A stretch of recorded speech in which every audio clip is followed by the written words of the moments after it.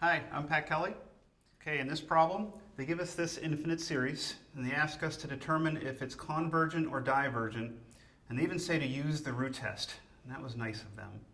I say that was nice of them because where we're entering, the type of problem we're getting into, is you'll be seeing a lot of series and you'll be asked, is it converging or diverging?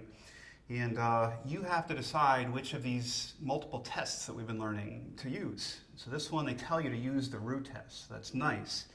But as you're doing these problems, you really want to start to develop an understanding of why that's a good test for this particular series. And that'll help you decide what's a good test to use down the road. Okay? So let's see why this one behaves so well.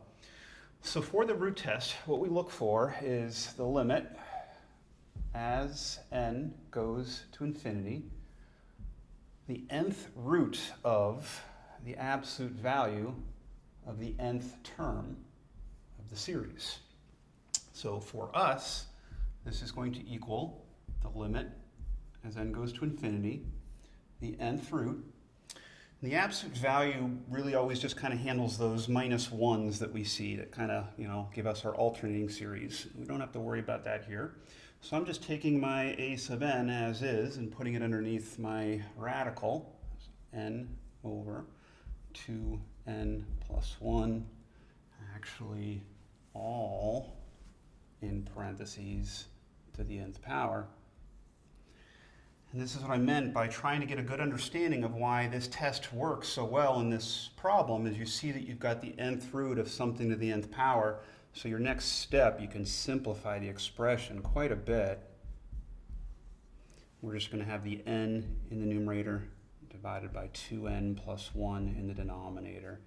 And it becomes an easy limit. You've done a million limits, so you'll probably get your answer just as quickly as I'll get mine. We get a half. Okay. Now that's good work, but the other part of using these tests is you have to know how to interpret your results. What does that 1/2 tell us?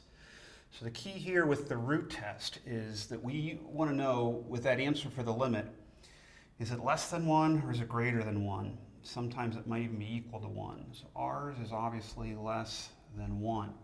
That gives me my answer. I'll slip down here and say, because this limit that we looked at, the limit as n goes to infinity, nth root,